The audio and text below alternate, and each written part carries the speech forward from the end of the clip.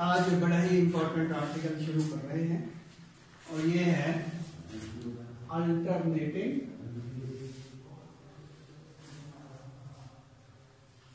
Current generator.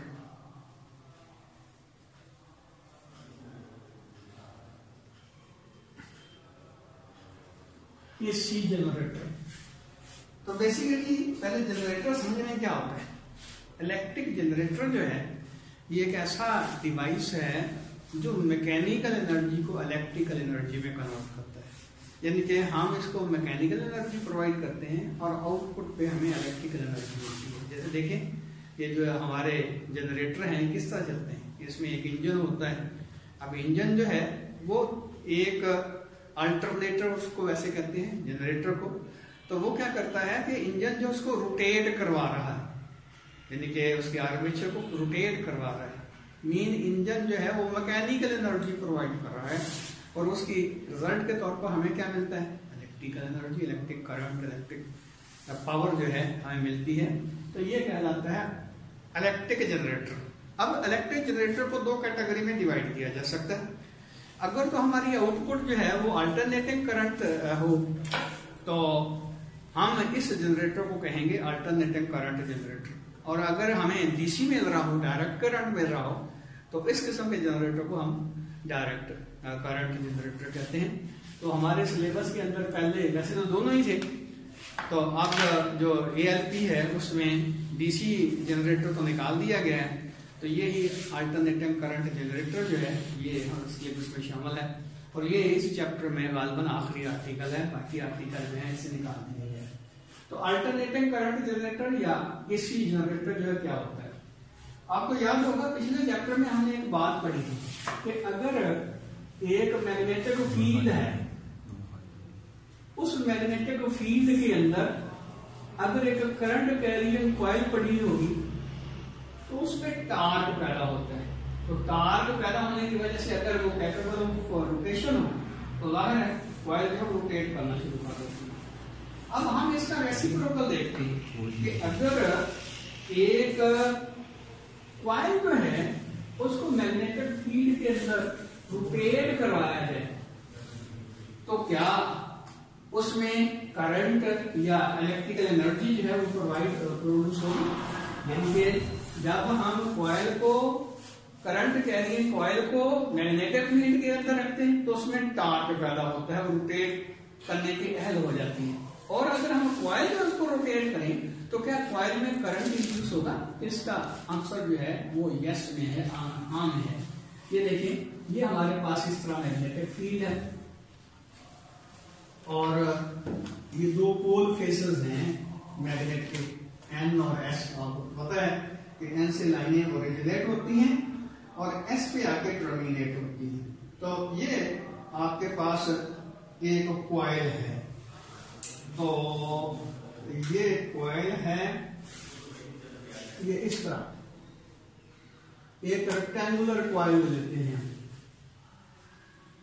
यानी कि ऐसे समझिए कि ये एक रेक्टेंगुलर फ्रेम है प्लास्टिक का, लकड़ी का, किसी भी इंसुलेटर का।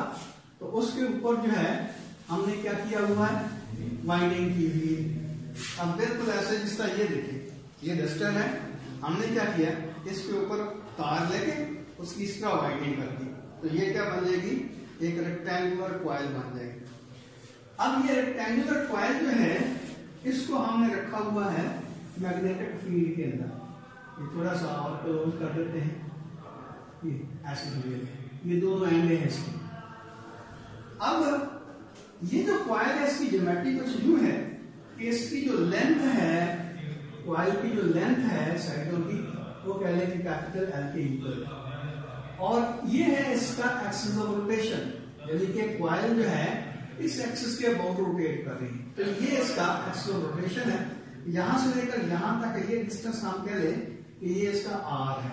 वैसे तो ये कॉइल का, यानी जब कॉइल घूमेगी तो जिस सर्कल में ये घूमेगी ये उसका रेडियस होगा। ये देखें ये ऐसा एक्सिस ऑफ रोटेशन है, अगर तो हम इसको इस तरह रोटेट करवा रहे हैं तो यहां से लेकर यहां तक ये डिस्टेंस जो है ये इसका आर कहलाता है। आर इसका मतलब ये हुआ कि इसकी बेसिकली टोटल विड्थ होगी यहां से लेकर यहां तक जिसको W कह सकते हैं, वो 2R के बराबर होगी। ये W विड्थ है वो 2R के इक्वल होगी। आगे हम डिस्कस करेंगे इसको जब ये R की वैल्यू हम यूज करते हैं। अगली बात इसमें ये देखें कि ये जो दो एंड बनते हैं कॉइल के, हम इसके साथ दो रिंग लगा देते हैं। तो ये रिंग जो है यहां पे एक एंड के ऊपर एक रिंग लगा दिया, ये रिंग है, उसको इसके साथ जोड़ दिया और दूसरा रिंग जो है वो यहां लगा दिया। और ये रिंग जो है ये भी कोसेंट्रिक है, इनके दोनों रिंग जो है कोसेंट्रिक है। ये इस तरह से मिलेंगे, ऐसे रिंग है, ये एक रिंग ये हुआ और एक रिंग जो है वो ये हुआ, तो दोनों कोसेंट्रिक रिंग है। इसका सेंटर जो है इसके एक्सल रोटेशन के साथ है इसका। तो ये एक रिंग जो है इसके साथ हमने अटैच किया हुआ है एक एंड के साथ, और दूसरा रिंग जो है इनके ये एंड जो है इसके साथ अटैच है, और ये एंड जो है इसके साथ अटैच है, इस रिंग के साथ अटैच है। अब इसके अगेंस्ट हम कार्बन ब्रश लगाते हैं, यानी कि यहां पे एक कार्बन ब्रश है, ये एक पीस होता है एक्चुअली कार्बन का, और दूसरा ब्रश जो है हम इसके अगेंस्ट लगा देते हैं ये। और कार्बन का ही जो इस्तेमाल करते हैं यानी ग्रेफाइट वगैरह का, उसकी वजह ये होती है कि अगर ये मेटल के रिंग है तो उसके अगेंस्ट कार्बन जो है वो टच रहेगा उसके साथ, तो ये हम इसको कनेक्ट करना चाहते हैं एक्चुअली एक्सटर्नल सर्किट के साथ, और साथ ही साथ कार्बन के ही या ग्रेफाइट के ही जो अपना ब्रश इस्तेमाल करते हैं कि इसकी जो फ्रिक्शन होती है वो बहुत कम होती है, इसलिए हम ये कार्बन ब्रश इस्तेमाल करते हैं। यानी कि ये है, ये दोनों कार्बन ब्रश हैं। ये रिंग जो है ये कह लें कि A है, ये E डैश है, और ये कार्बन ब्रश B है, ये B डैश है। अब इन दोनों को यानी कि ये जो रिंग हमारे ब्रश हैं इसको एक्सटर्नल सर्किट से जोड़ देते हैं, यानी कि ऐसे समझिए कि ये हमारा कोई एक्सटर्नल चीज है, ये कोई लोड है, पंखा है, LED है, कोई भी चीज है जिसको हम इलेक्ट्रिकल एनर्जी जो है वो प्रोवाइड करना चाहते हैं, तो ये उसकी रेजिस्टेंस है R। तो इसका क्या मतलब हुआ, बेसिकली ये जो दो ब्रश हैं और ये जो रिंग हैं, हम ये ब्रश और रिंग का मैकेनिज्म जो इस्तेमाल कर रहे हैं, वो ये जो कॉइल है इसके दोनों एंड को बेसिकली इसके साथ जोड़ना चाहते हैं, और इस कॉइल को हम रोटेट करना चाहते हैं। अगर ये वैसे इसके साथ जोड़ेंगे तो क्या होगा, ये आप कॉइल को आप रोटेट करेंगे तो कॉइल तो विद नो टाइम सारी की सारी ट्विस्ट हो जाएगी और इसका जो स्ट्रक्चर है वो डिस्ट्रॉय हो जाएगा। तो इसलिए ये हम रिंग और ये ब्रश इस्तेमाल करते हैं। ये रिंग क्योंकि ये ब्रश के अगेंस्ट स्लिप करते हैं, इसलिए इनको दोनों को हम कहते हैं स्लिप रिंग। ये कहलाते हैं क्या भाई, स्लिप रिंग, स्लिप रिंग कहलाते हैं। इनके ये स्लिप हो रहे हैं अगेंस्ट का कार्बन ब्रश, और कार्बन ब्रश जो है इसके साथ टच रहते हैं, लेकिन लहर है इनके अगेंस्ट वो स्टेशनरी नहीं, यानी कि ये स्टेशनरी है ब्रश, और ये रिंग जो है वो रोटेट करते हैं जब वो कॉइल जो है वो रोटेट करती है। तो ये इसका मैकेनिज्म है सारे का सारा। अब हम ये देखना चाहते हैं जब हम इसको रोटेट करवाते हैं तो इसमें जो फिनोमिना है वो क्या होते हैं। ये जिसका पहले मैंने बताया कि ये हमारे पास एक बिल्कुल रेक्टेंगुलर कॉइल है, और हम ऐसा करते हैं कि जो कॉर्नर्स हैं इनको नाम दे देते हैं। ये पॉइंट A है बिल्कुल, ये पॉइंट A है, ये B है, ये C है, ये D है। अब ये A B हम कहते हैं, ऊपर से देख रहे हैं तो हम कहते हैं कि ये कॉइल है बिल्कुल एंटी क्लॉकवाइज, इस तरह एंटी क्लॉकवाइज डायरेक्शन में रोटेट कर रही है। इसको हम ऊपर से देखते हैं तो हमें किस तरह का व्यू नजर आएगा, ये जरा देख लेते हैं। ये देखिए, ये आपके पास ये एन पोल है, ऊपर से हम देख रहे हैं ऐसे, और ये है एस पोल, ये है एस पोल। अब यहां मैग्नेटिक फील्ड जो है ऊपर से देखते हैं तो वही बात है, हमें इसी तरह ही नजर आएगा एन से एस की तरफ।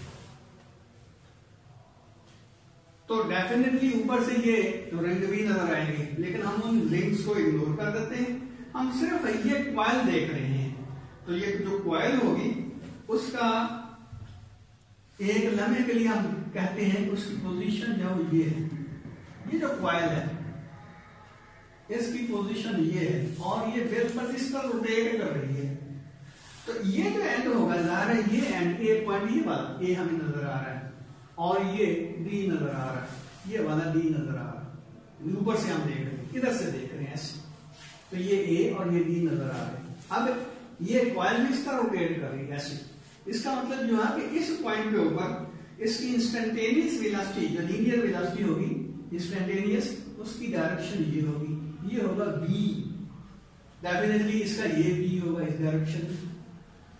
अब ये बी है और ये बी है मैग्नेटिक फील्ड, इनके दरमियान बिल्कुल इस इंस्टेंट के ऊपर एंगल बनता है थीटा, तो ये एंगल थीटा बन रहा है एक लम्हे के ऊपर।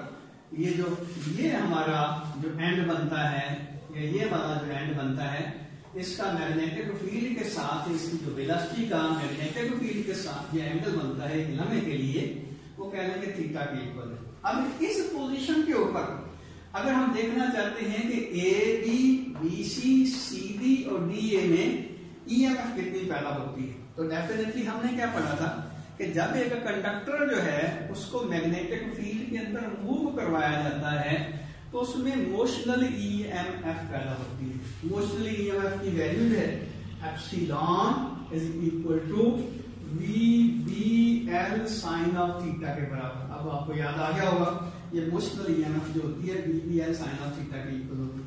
अब हम ये हिस्सा जो है लेते हैं पहले कि इसमें ईएमएफ कितनी पैदा होगी।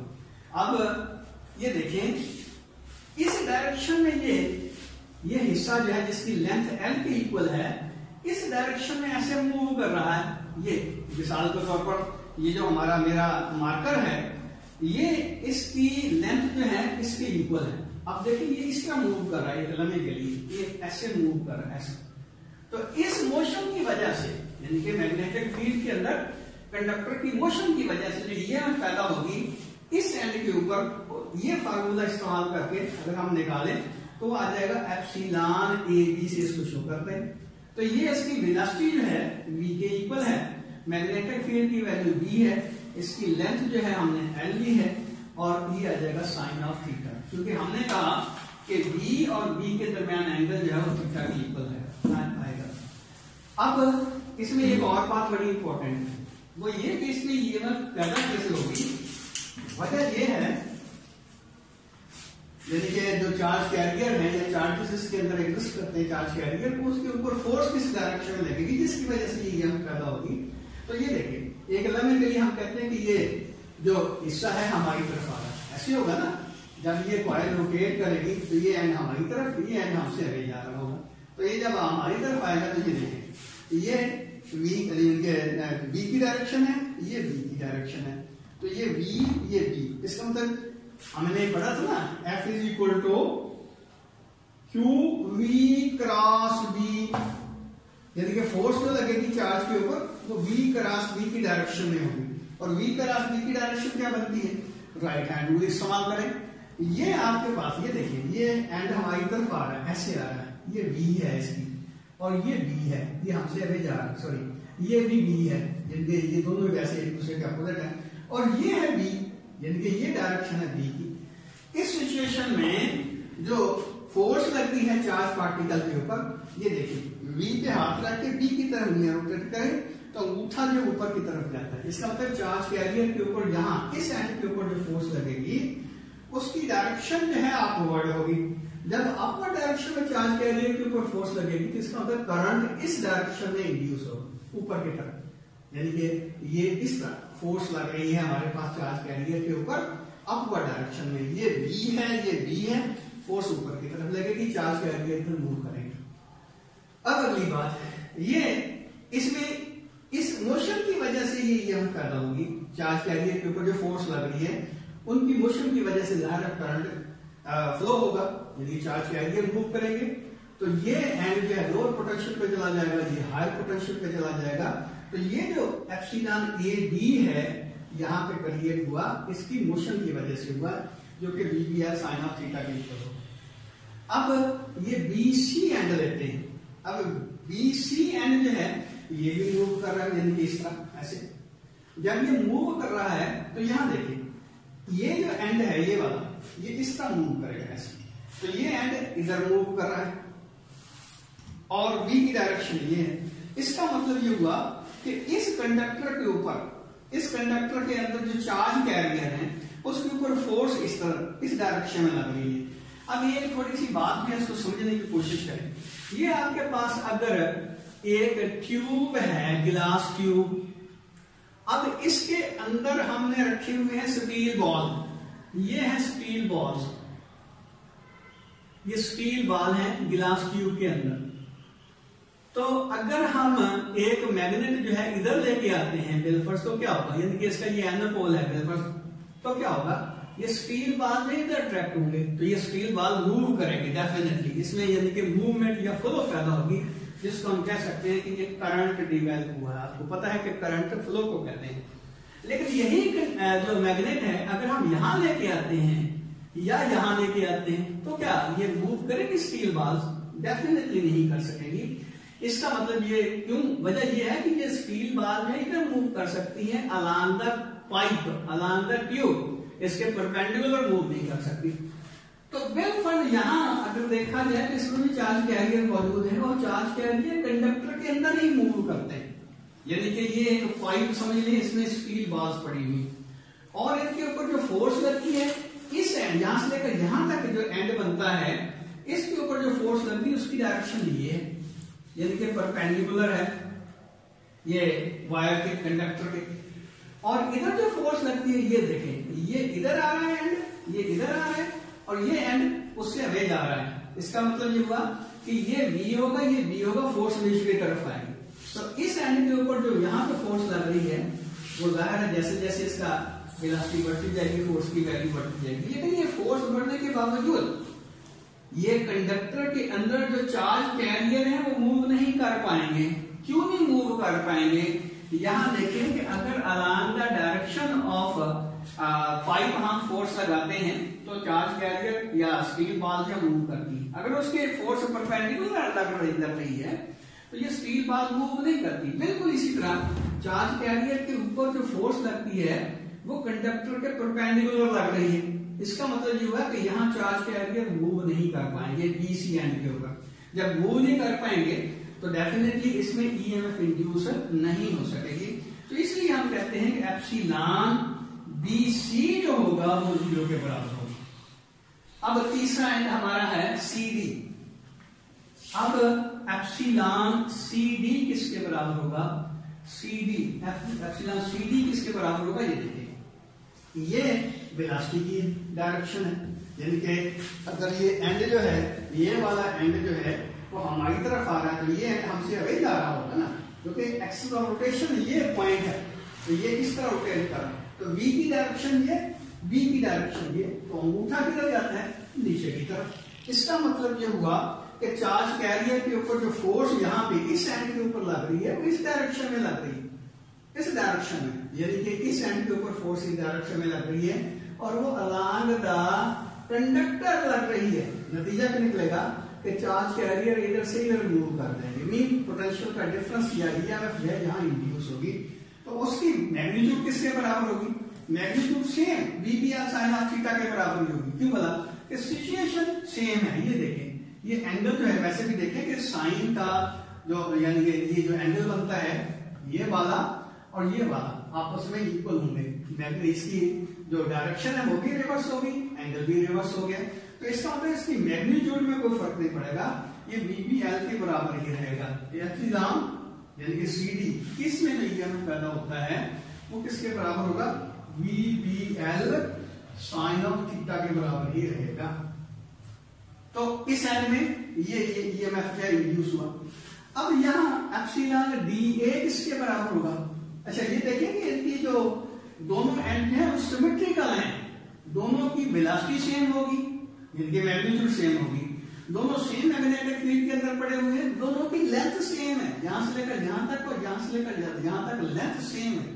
तो इसलिए हम कहते हैं कि जितनी ईएमएफ यहां पैदा होगी उतनी ईएमएफ यहां पैदा होगी। लेकिन यहां देखें करंट की डायरेक्शन अपवर्ड होगी, यहां करंट की डायरेक्शन डाउनवर्ड है।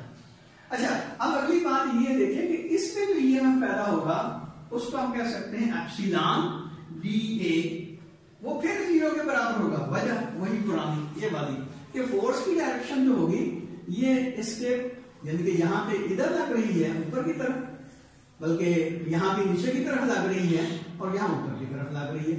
नतीजा क्या निकलेगा कि यहाँ पे भी जो फोर्स की डायरेक्शन है वो अलोंग द कंडक्टर नहीं है बल्कि उसके परपेंडिकुलर है, इसलिए यहाँ भी फ्लो नहीं होगी चार्ज के एलिमेंट की और ईएमएफ इंड्यूस नहीं होगा।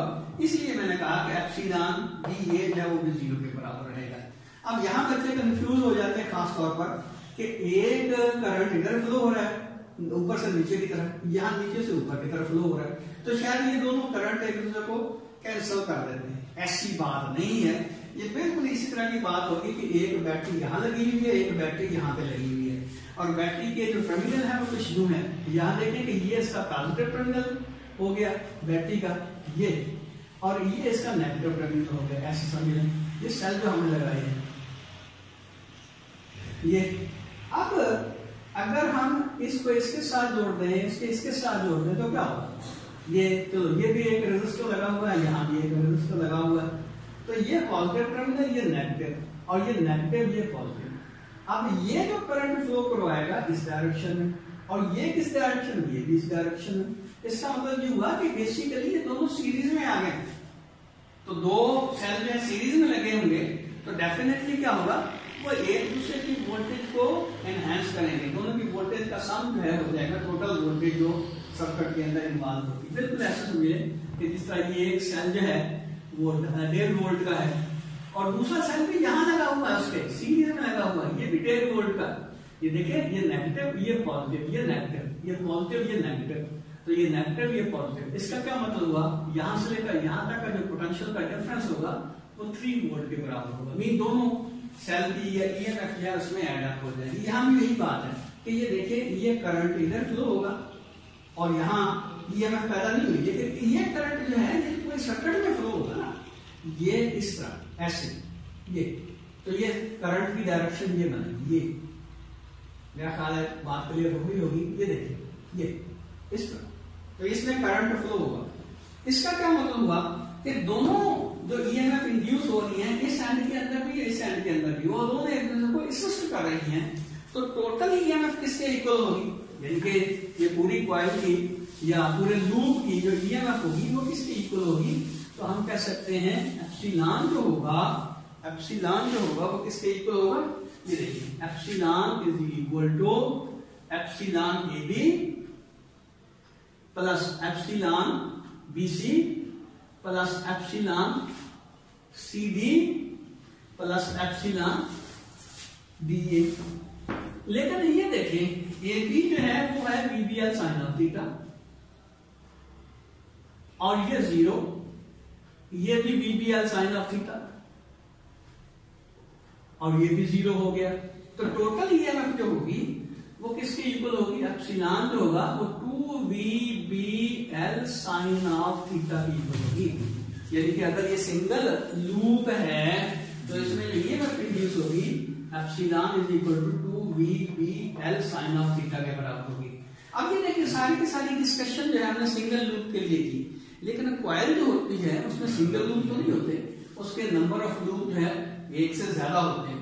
तो बिल्कुल ये जो कॉइल हमने बाइंड अप की है जिसको हम रोटेट करवा रहे हैं मैग्नेटिक फील्ड के अंदर, उसके नंबर ऑफ टर्न्स अगर n के बराबर है तो ये एप्सिलॉन जो है n टाइम इंक्रीज हो जाएगी। टोटल ईएमएफ जो इंड्यूस होगी और ये याद रखें ये यहाँ पे इंड्यूस हो रही है, यानी कि टोटल ये जो एंड बनते हैं तो डेफिनेटली क्या होगा, इसमें करंट फ्लो होगा जो एक्सटर्नल हमारा लोड है उसके अंदर से। तो एप्सिलॉन किसके बराबर होगा, अगर इसके कॉइल के नंबर ऑफ टर्न्स n के बराबर होंगे तो ये आ जाएगा n टाइम, यानी कि n टाइम ऑफ ये एप्सिलॉन डैश क्या है, तो ये एप्सिलॉन किसके बराबर होगा, n time of epsilon dash. तो ये n, बल्कि मैं सीधा लिख देता हूं 2NVBL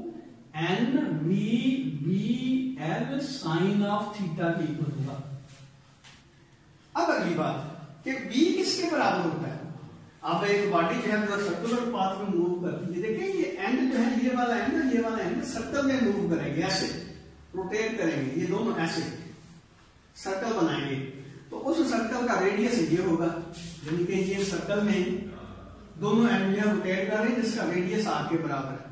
तो इसका क्या मतलब हुआ, इसकी किसी भी पॉइंट के ऊपर v की वैल्यू किसके बराबर होगी, r और ओमेगा के प्रोडक्ट के बराबर होगी। अब ये वैल्यू यहां पुट कर दें इनके v की जगह, तो एप्सिलॉन किसके बराबर हो जाएगा 2n b की जगह r omega l sine of theta आ गया।